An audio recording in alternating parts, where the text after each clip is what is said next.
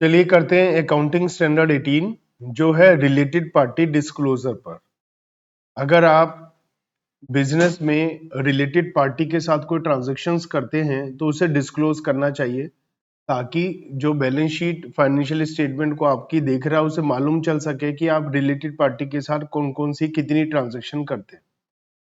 तो business transaction related parties में जो होती है उसमें एक मेन फीचर गायब होता है और वो होता है arms length transaction.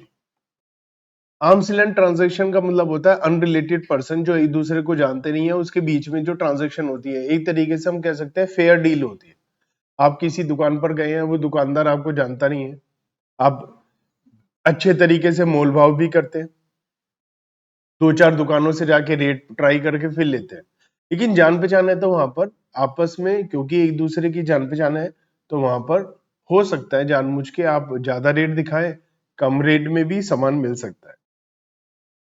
Related party relationship affect करती है वॉल्यूम और डिसीजन ऑफ बिजनेस को, क्योंकि अगर आप मान लिया आप कोई कंपनी चला रहे हैं और उस कंपनी के लिए आप कुछ माल खरीदते हैं, सपोज अब माल खरीदना, कंपनी के लिए आप माल खरीद रहे हैं, है ना। तो अगर आपका बिजनेस है कोई और आपका कोई भाई बंधु भी कोई काम धंधा कर रहा है तो आप क्या कर सकते हैं, उस अपने भाई से भी सामान खरीद सकते हैं कि कंपनी का सामान खरीदना है आपसे खरीद लेते हैं तो भाई का भी प्रॉफिट हो जाएगा, फायदा हो जाएगा। तो लोग क्या करते हैं अपने जान पहचान रिश्तेदारों से भी या किसी ऐसी पार्टनरशिप फर्म जिसमें आप पार्टनर है उससे आप माल खरीद ले कि मेरी पार्टनरशिप फर्म को फायदा हो जाए, उससे मेरा फायदा हो जाए, तो बेनिफिट हो सकता है। इसलिए डिस्क्लोजर ऑफ रिलेटेड ट्रांजैक्शन जरूरी है प्रॉपर अंडरस्टैंडिंग के लिए, फाइनेंशियल परफॉर्मेंस और फाइनेंशियल पोजीशन के लिए। ये स्टैंडर्ड सभी कंपनीज पर अप्लाई हो जाता है। तो डेफिनेशन कुछ यूज हुई है AS 18 में, तो उसके लिए हम बात कर लेते हैं क्या क्या होती है। तो एक है related party transaction. Accounting standard 18 के हिसाब से रिलेटेड पार्टी ट्रांजैक्शन का मतलब है ट्रांसफर ऑफ रिसोर्सेज और obligation between related parties regardless of whether or not a price is charge. मतलब कोई चीज फ्री में भी हो रही है, पैसा दिया जा रहा है, जो भी ट्रांजैक्शन है रिलेटेड पार्टीज का आपस में वो रिलेटेड पार्टी ट्रांजैक्शन कहलाती है। कंट्रोल का क्या मतलब है, AS 18 में कंट्रोल का मतलब है ओनरशिप डायरेक्टली इनडायरेक्टली, आधी से ज्यादा ओनरशिप आपके पास है तो उसे कंट्रोल बोलेंगे, या आप बोर्ड ऑफ डायरेक्टर के कंपोजिशन को कंट्रोल करते हैं, मतलब आप अपने हिसाब से बोर्ड ऑफ डायरेक्टर्स अपॉइंट करते हैं तो आपका कंट्रोल है। सब्सटेंशियल इंटरेस्ट वोटिंग पावर में और पावर टू डायरेक्ट फाइनेंशियल और operating policy of the enterprises. तो आप किसी कंपनी की फाइनेंशियल ऑपरेटिंग पॉलिसी बनाते हैं और उसमें चेंजेस कर सकते हैं, सब्सटेंशियल इंटरेस्ट है वोटिंग पावर में। तो ये सब कुछ AS 18 के हिसाब से कंट्रोल के मीनिंग में आते हैं। यहाँ पर जो सब्सटेंशियल इंटरेस्ट का मतलब है वो है 20% या उससे ज्यादा वोटिंग पावर। तो 20% या उससे ज्यादा वोटिंग पावर है तो हम उसे सब्सटेंशियल इंटरेस्ट का नाम देते हैं। एसोसिएट हम जब बोलते हैं तो एक ऐसी एसोसिएट एज एन एंटरप्राइज जहां पर रिपोर्टिंग पार्टी ने इन्वेस्ट कर रखा और सिग्निफिकेंट इन्फ्लुएंस है, वो सब्सिडरी नहीं है, क्योंकि सब्सिडी में 50% से ज्यादा या होता है आपका कंट्रोल होता है, तो सब्सिडरी नहीं है, ज्वाइंट वेंचर भी नहीं है। तो एसोसिएट सब्सिडरी नहीं है, ज्वाइंट वेंचर नहीं है, लेकिन फिर भी आपका इन्वेस्टमेंट है उसमें। Significant influence, the term significant influence का मतलब है पार्टिसिपेशन इन द फाइनेंशियल और ऑपरेटिंग पॉलिसी डिसीजन पर note control of those policy. तो पार्टिसिपेट करना फाइनेंशियल ऑपरेटिंग पॉलिसी में, कंट्रोल नहीं करना है, पार्टिसिपेट करना है। AS 18 क्लैरिफाई करता है कि सिग्निफिकेंट इन्फ्लुएंस अलग अलग तरीके से एक्सरसाइज किया जा सकता है। बोर्ड ऑफ डायरेक्टर में है आप या आपके रिप्रेजेंटेटिव है तो भी सिग्निफिकेंट इन्फ्लुएंस है। पॉलिसी मेकिंग प्रोसेस में आप पार्टिसिपेट करते हैं तो भी सिग्निफिकेंट इन्फ्लुएंस है। मटेरियल इंटरकंपनी ट्रांजैक्शन है, इंटरचेंज ऑफ मैनेजरियल पर्सन है, डिपेंडेंट ऑन टेक्निकल इंफॉर्मेशन, ये सब सिग्निफिकेंट इन्फ्लुएंस है। Significant influence may be gained by share ownership, state और agreement. As regards share ownership, if an investing party holds directly or indirectly through intermediaries 20% or more of the voting power, it is presumed that the investing party has significant influence unless it can be clearly demonstrated that this is not the case. मतलब significant influence आप 20% या उससे ज्यादा investment करके भी हासिल कर सकते हैं। की मैनेजमेंट पर्सनल कौन होते हैं? वो लोग जिनके पास अथॉरिटी है, रेस्पॉन्सिबिलिटी है, planning, directing, controlling the activity of the reporting enterprise. तो जो कंपनी को चला रहे हैं वो की मैनेजरियल पर्सनल है।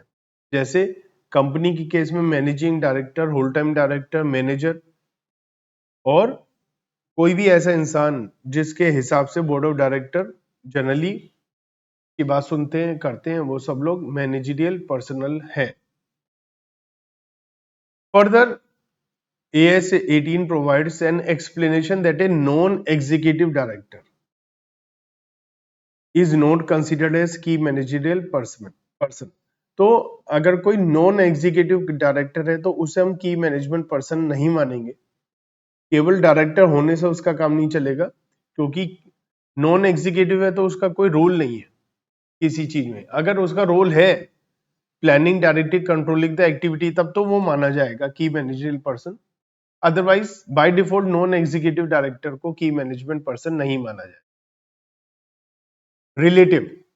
रिलेटिव का मतलब है इंडिविजुअल के केस में उसकी वाइफ है तो husband, son, daughter, brother, sister, father and mother, तो जिनका इन्फ्लुएंस होता है एक दूसरे पर, वो सब रिलेटिव के दायरे में आ जाएंगे। ये सब जॉइंट वेंचर का मतलब है कॉन्ट्रैक्चुअल अरेंजमेंट है जहां पर दो या दो से ज्यादा पार्टी इकोनॉमिक एक्टिविटी करती है, ज्वाइंट कंट्रोल होता है, मिलकर काम करते हैं, तो उसे ज्वाइंट वेंचर बोल देते हैं, जहां ज्वाइंट कंट्रोल होता है। ज्वाइंट कंट्रोल का क्या मतलब है? कॉन्ट्रैक्ट है, पावर है कि बिजनेस को चलाएंगे साथ में मिलके। दो या दो से ज्यादा लोग कॉन्ट्रैक्चुअली एग्री होते हैं, share power to govern the business, तो उसे ज्वाइंट कंट्रोल बोल देते हैं। यहां पर ये ध्यान रखने की बात है कि इसका मतलब वोटिंग पावर पर बिल्कुल नहीं है। ये भी हो सकता है कि किसी की वोटिंग पावर ना हो लेकिन पावर हो बिजनेस को चलाने की, तो ज्वाइंट कंट्रोल उसमें आता है। होल्डिंग कंपनी हमें पता ही है, सब्सिडियरी कंपनी को कंट्रोल करती है। सब्सिडी कंपनी कौन सी है? जहां पर दूसरी कंपनी ने एक 50% से ज्यादा इक्विटी शेयर खरीदे हैं या उनके पास composition of board of director को कंट्रोल करते हैं। फेलो सब्सिडरी, तो AS 18 कहता है companies consider to be fellow subsidy of another company, both are subsidy of the same holding company. देखिए एक होल्डिंग कंपनी है, इसकी दो सब्सिडरी हैं ए और बी।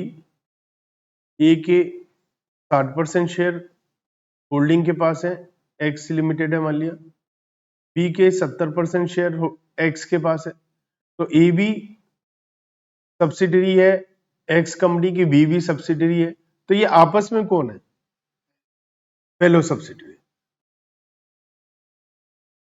रिलेटेड पार्टी, तो related party is essentially any party that control or can significantly influence the management or operating policy of the company during the reporting period. AS 18 deals only with the following related party relationship: enterprise that directly or indirectly through one or more intermediaries control or controlled by common control reporting enterprises के साथ है subsidiary, fellow subsidiary, तो holding subsidiary वाला सारा काम आ जाएगा इसमें। Associate, joint venture आ जाएंगे। इंडिविजुअल आ जाएगा, जो रिलेशन के मीनिंग में है, रिलेटिव है वो भी आ जाएगा। की मैनेजरियल पर्सन आ जाएंगे, रिलेटिव हो सच की मैनेजरियल पर्सन आ जाएंगे। एंटरप्राइज ओवर विच इंडिविजुअल और key manager person describe as above is able to exercise significant influence, कि ऐसी एंटरप्राइजेस जहां पर इंडिविजुअल का या की मैनेजरियल पर्सन का या डायरेक्टर वगैरह का सबका कंट्रोल है।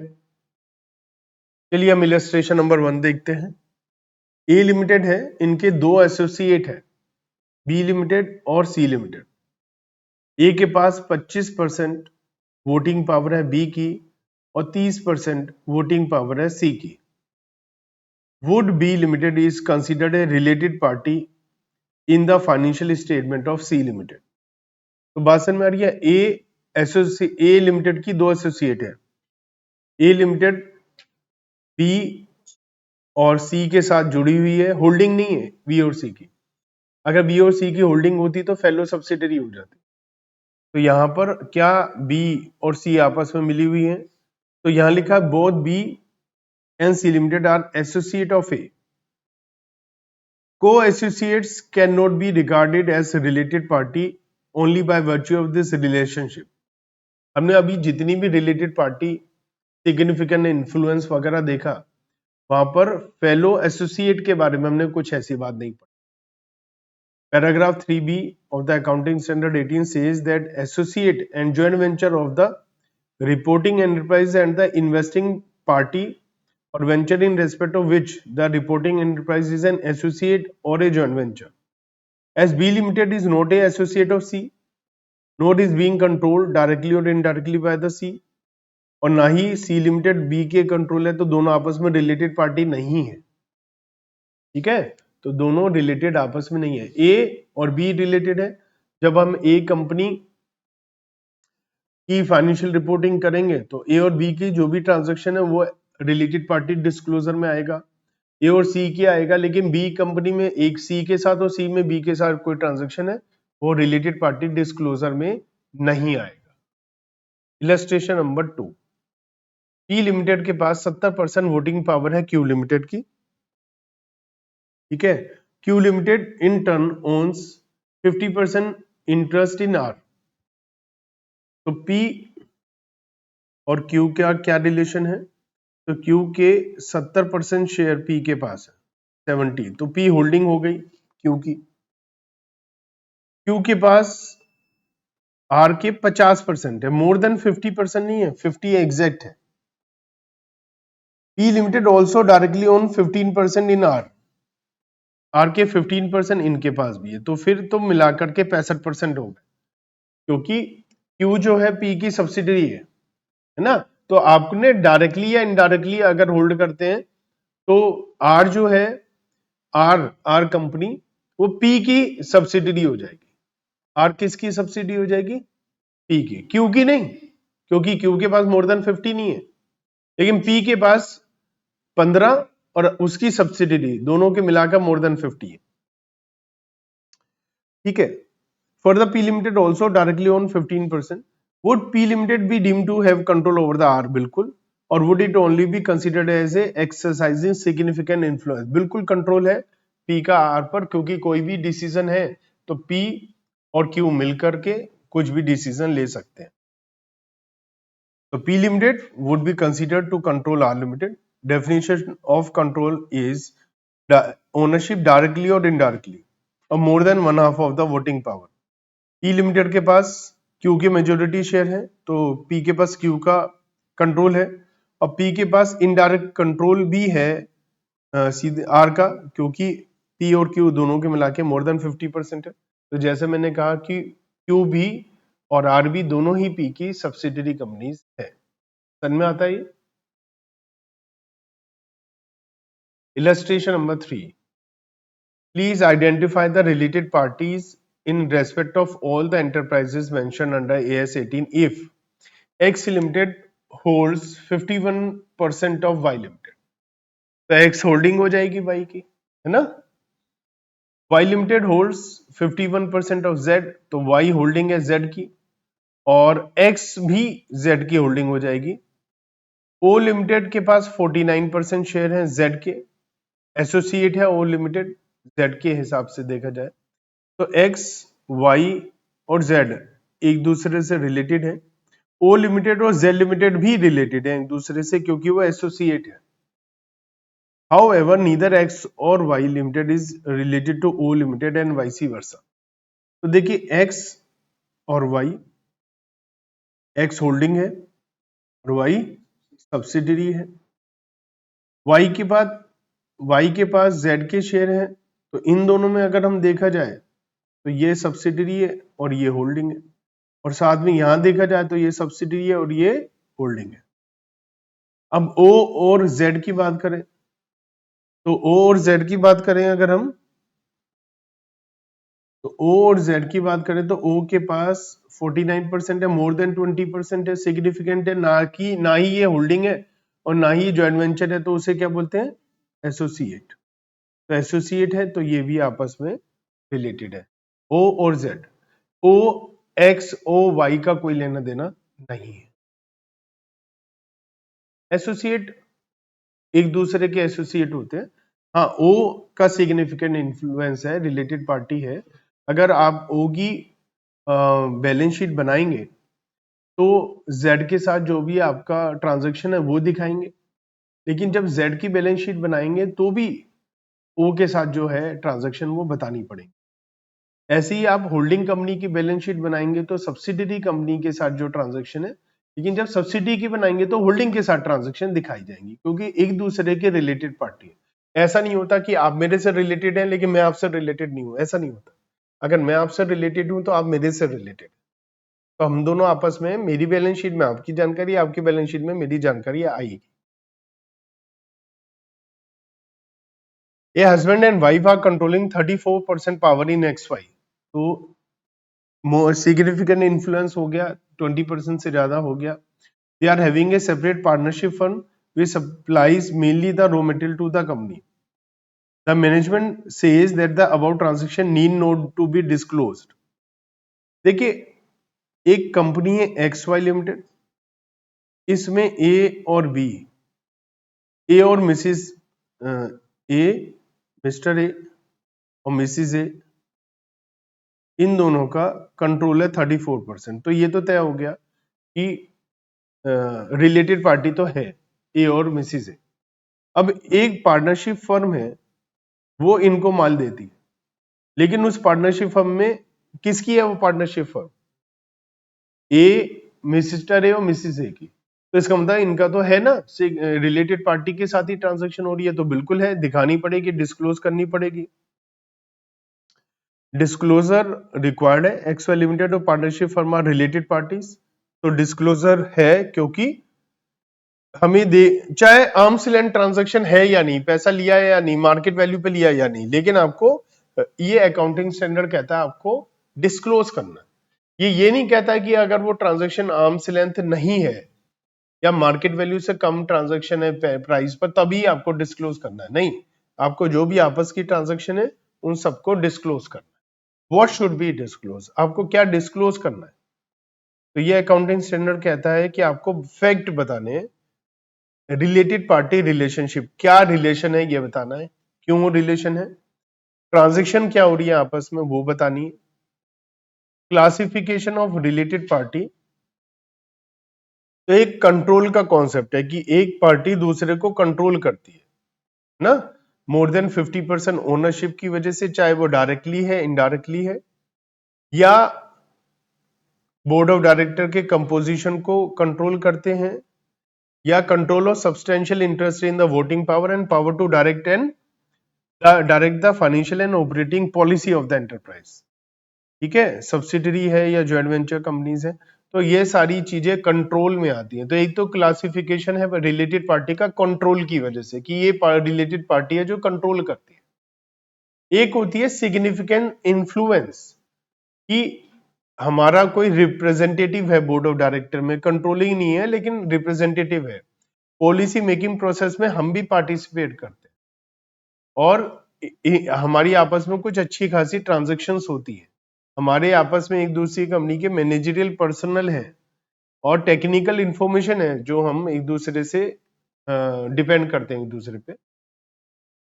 Illustration number 5, X limited wholly owned subsidiary है जेड की, और 50% को वेंचर है in joint venture X and Y. whether transaction between joint venture XY and Z would require disclosure। तो यहां बता रखा है X लिमिटेड Z की सब्सिडरी है और Z के पास 100% शेयर्स, तो Z होल्डिंग हो गई और X सब्सिडरी हो गई, ठीक है।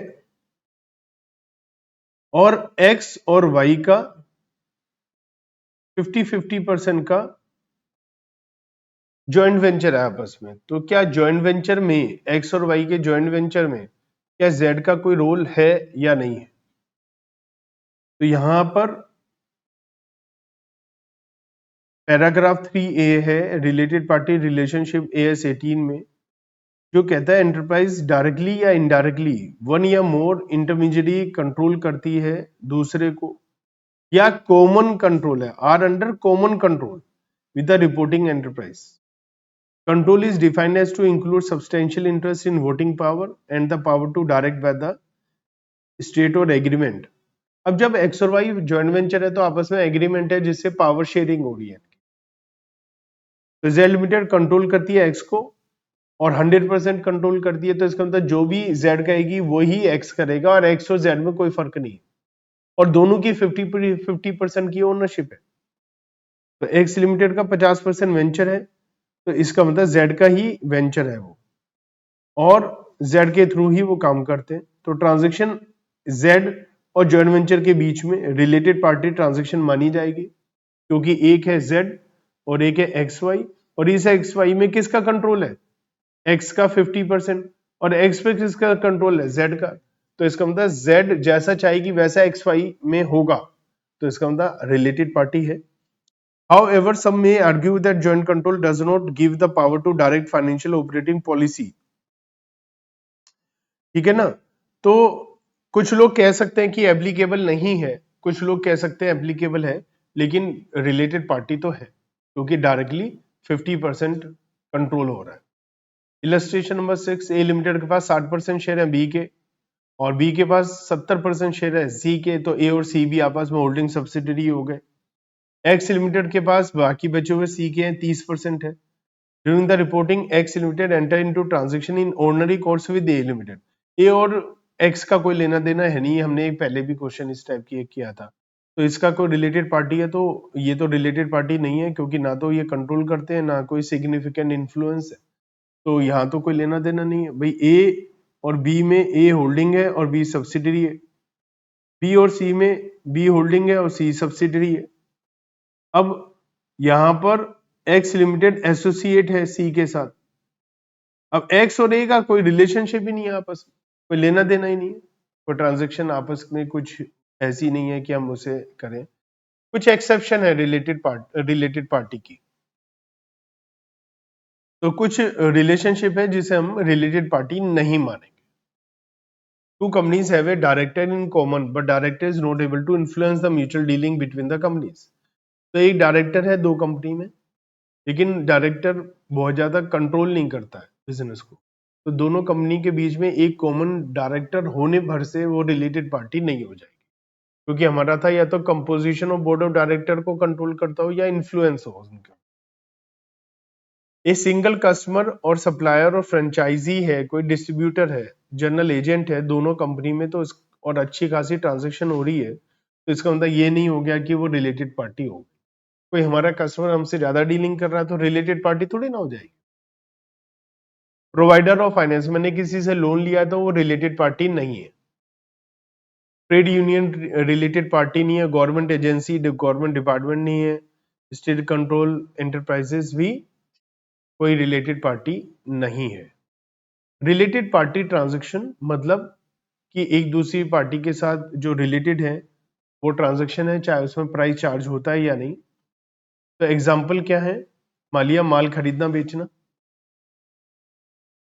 फिक्स एसेट खरीदना बेचना, सर्विसेज लेना देना, कोई हायर परचेज एग्रीमेंट आपस में करना, रिसर्च डेवलपमेंट को ट्रांसफर करना, लाइसेंस एग्रीमेंट करना, एक दूसरे के लिए फाइनेंस अवेलेबल कराना, गारंटी देना, मैनेजमेंट कॉन्ट्रैक्ट है, एम्प्लॉयज वगैरह डिप्लॉय करने से रिलेटेड। अब क्या क्या डिस्क्लोज करना पड़ेगा आपको रिलेटेड पार्टी में? तो for the purpose of disclosure related party relationship can be categorized as under when the existence of relationship is due to the concept of control.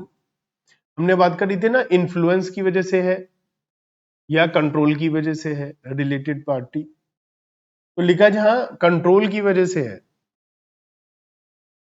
तो वहां पर अगर कोई ट्रांजेक्शन नहीं है ना तो भी आपको डिस्क्लोजर करनी पड़ेगी। मान लिया कोई कंपनी है, उसकी कोई होल्डिंग कंपनी है, आपस में कोई ट्रांजेक्शन नहीं है, लेकिन फिर भी आपको डिस्क्लोज करना पड़ेगा। क्या डिस्क्लोज करना पड़ेगा? नाम, क्या नाम है और क्या नेचर है जिस वजह से रिलेशनशिप हुई है रिलेटेड पार्टी वाली, और उसे डिस्क्लोज करना पड़ेगा। मतलब एक कंपनी होल्डिंग सब्सिडी आपस में कोई ट्रांजेक्शन नहीं हुई, फिर भी आपको फाइनेंशियल स्टेटमेंट में डिस्क्लोज करना पड़ेगा कि भैया ये सब्सिडरी होल्डिंग कंपनी है। When the existence of relationship is due to significant influence, then no disclosure is required if there is no transaction. तो सिग्निफिकेंट इन्फ्लुएंस है लेकिन ट्रांजेक्शन नहीं है, तो सिग्निफिकेंट इन्फ्लुएंस किस काम में आया होगा? जब ट्रांजेक्शन ही नहीं कर रहे। ट्रांजेक्शन करेंगे तो ही डिस्क्लोज करना है, ट्रांजेक्शन नहीं करेंगे तो डिस्क्लोज नहीं करना।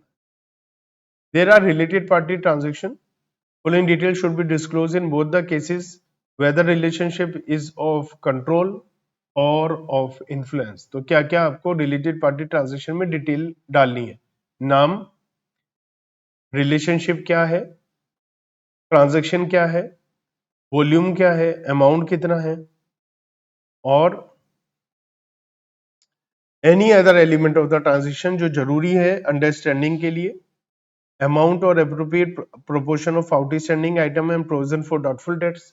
फिर रिलेटेड पार्टी के साथ आप आउटस्टैंडिंग है, रिलेटेड पार्टी के साथ आप प्रोविजन फॉर बेड डेट्स बना रहे हैं, तो ये तो बड़ी दिक्कत है। आप अपनी रिलेटेड पार्टी से कह रहे हो कि पैसा नहीं मिलेगा, ये तो सही बात नहीं है ना। तो ये सब डिस्क्लोज करना पड़ेगा। अगर आपने कोई बेड डेट्स करे हुए हैं तो उसको भी आपको दिखाना पड़ेगा। This disclosure is not applicable in case where providing such disclosure would conflict with the reporter duty of confidentiality as specifically required.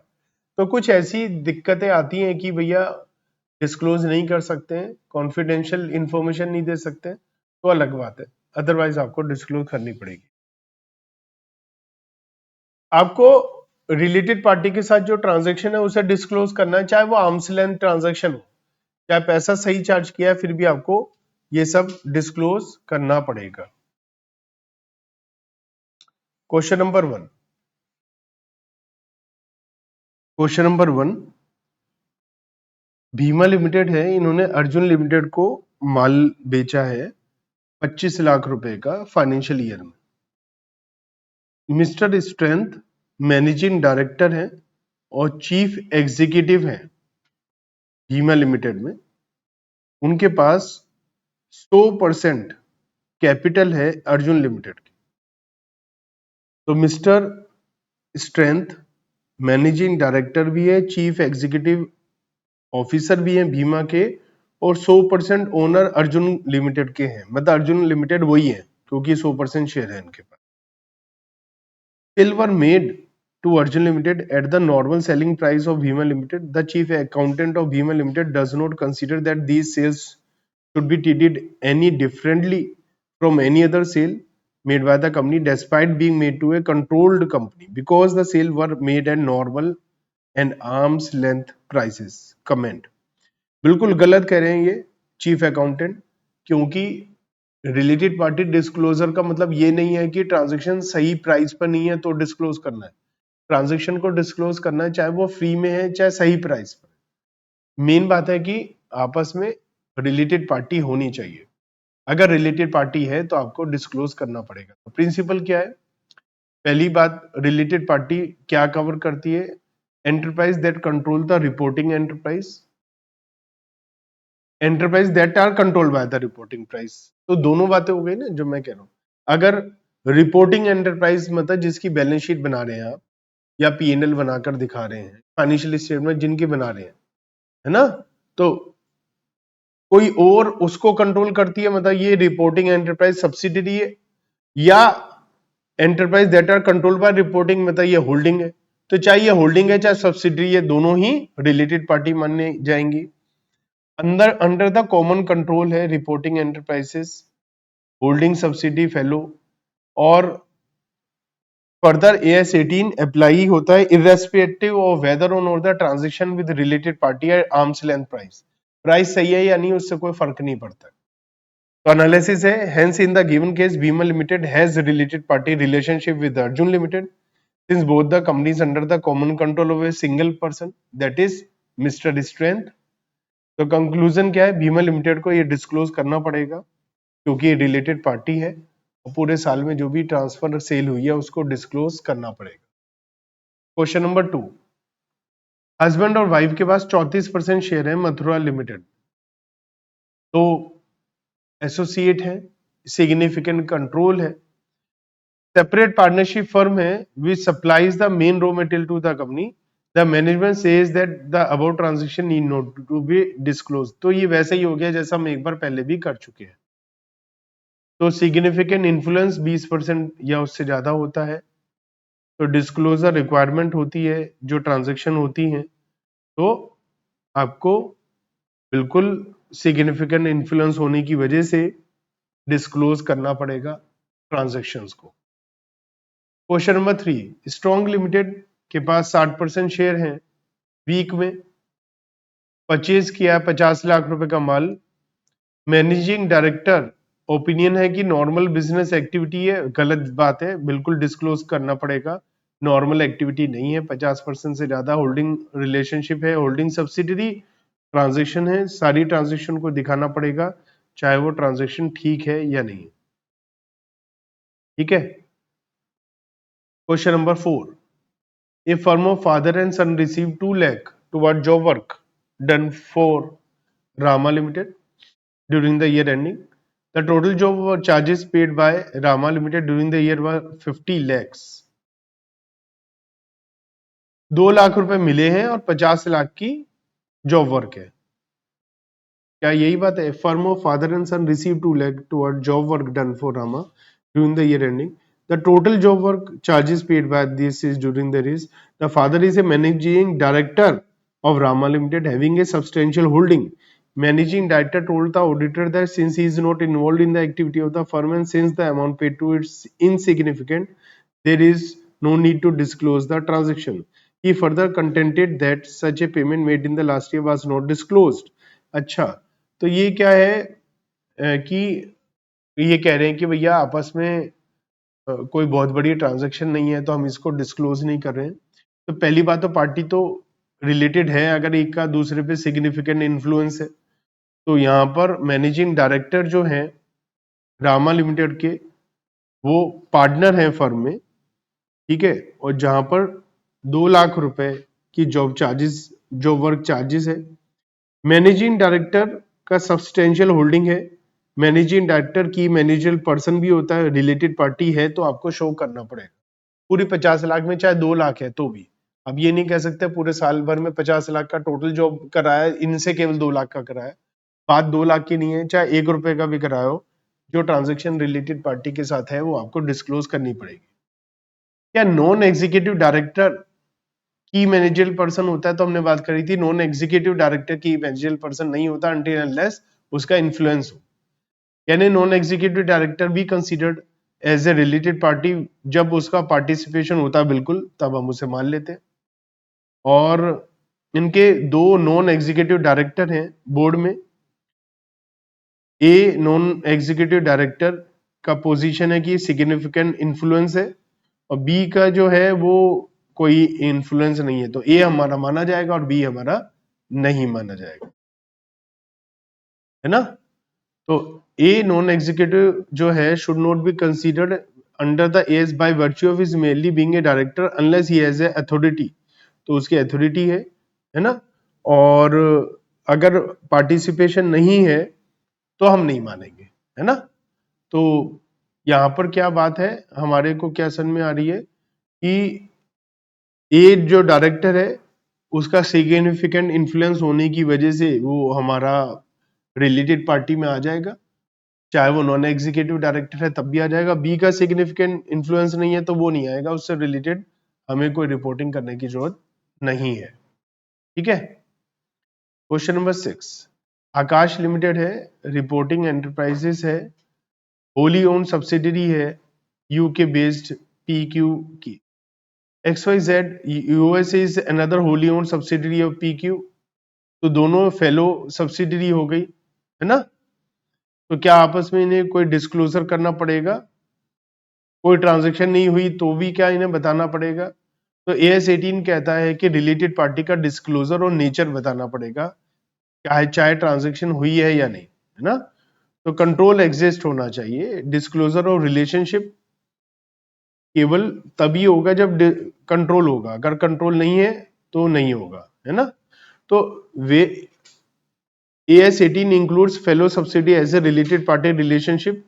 There is no existence of control between them. आपस में कोई कंट्रोल नहीं है लेकिन relation है।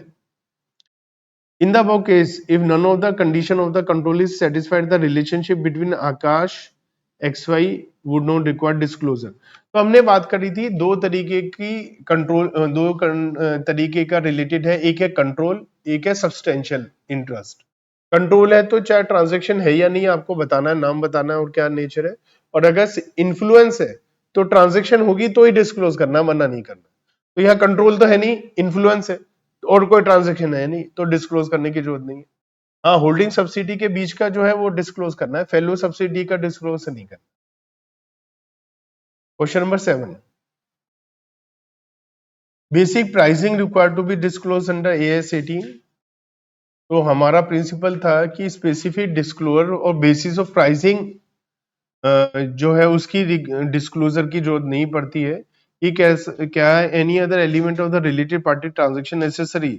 तो आपको बस ये बताना है रिलेटेड पार्टी क्या है, कितनी ट्रांजैक्शन है, क्या अमाउंट है, किस बेसिस पे प्राइस निकाला गया, वो सब बताने की जरूरत नहीं है, क्योंकि हमने बस ये बता दिया कि ये ट्रांजैक्शन है रिलेटेड पार्टी की इतनी है, तो जो देखने वाला वो अपने आप देख लेगा।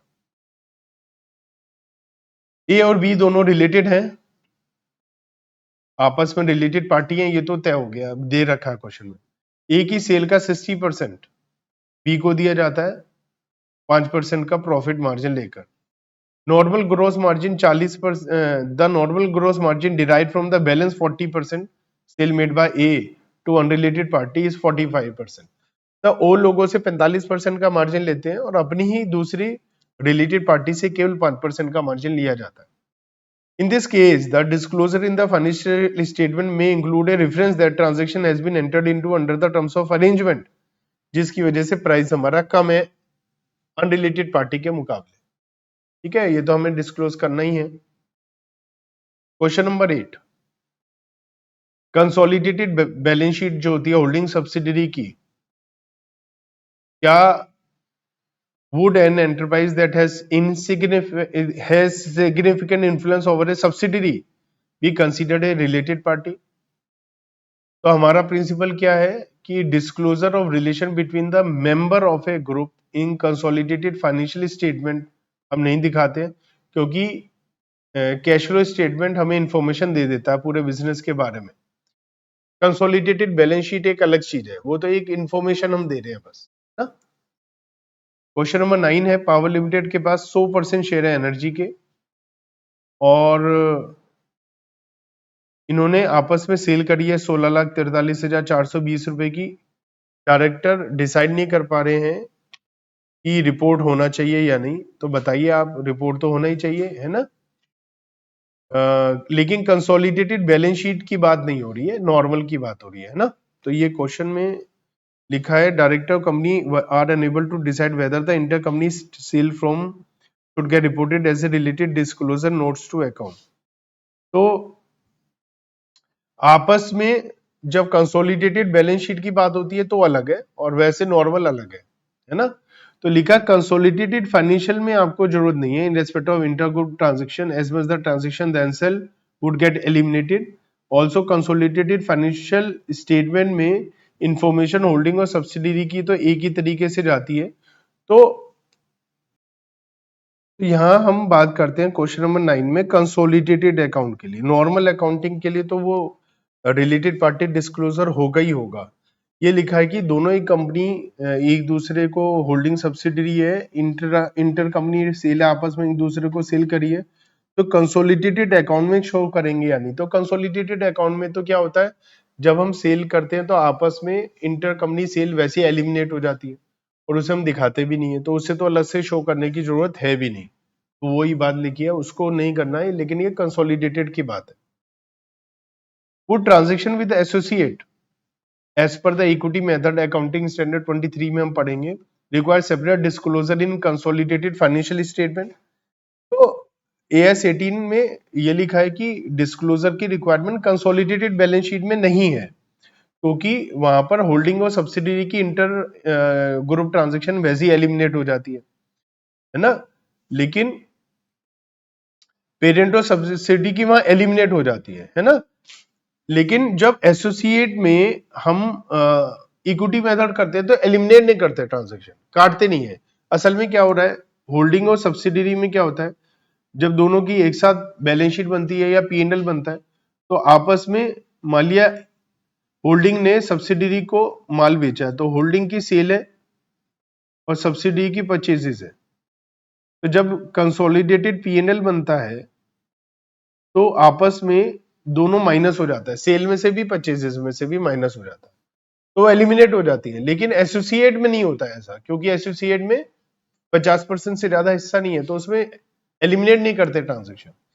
तो लिखा है ट्रांजेक्शन एसोसिएट में एलिमिनेट नहीं होती, और ना ही कोई एग्जम्पशन है ट्रांजेक्शन की regard disclosure. Hence transaction with associate enterprise require separate disclosure in related party transaction. तो जब आप बैलेंस शीट बना रहे हैं एसोसिएट के साथ, तो एसोसिएट वाली ट्रांजेक्शन को आपको रिलेटेड पार्टी डिस्क्लोजर में डिस्क्लोज करना होगा। जो एग्जम्पशन है, जो मनाही है, वो है होल्डिंग सब्सिडरी वाली ट्रांजेक्शन में, क्योंकि होल्डिंग सब्सिडी की ट्रांजेक्शन आपस में कैंसिल हो जाती है। तो ये बात आपको ध्यान में रखनी है। तो ये था रिलेटेड पार्टी डिस्क्लोजर, जिसके अंदर मेनली हमें ये ध्यान रखना है कि रिलेटेड पार्टी डिस्क्लोजर होनी चाहिए। रिलेटेड पार्टी क्या है, और डिस्क्लोजर होनी है, चाहे वो प्राइस नॉर्मल हो या नॉर्मल ना हो, आपको वो डिस्क्लोज करना ही करना है। तो ये था एएस 17 के बाद एएस 18, जो डिस्क्लोजर रिक्वायरमेंट से रिलेटेड था। नेक्स्ट अकाउंटिंग स्टैंडर्ड क्या है आपका,